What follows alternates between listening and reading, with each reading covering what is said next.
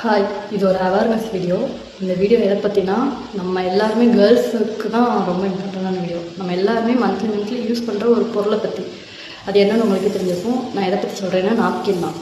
2 டேஸ்க்கு முன்னாடி stay free கம்பெனியில் அந்த ஒரு நாப்கினில் புழு இருக்குது அப்படின்னு சொல்லி ஒரு அக்கா ஒரு வீடியோ போட்டிருந்தாங்க.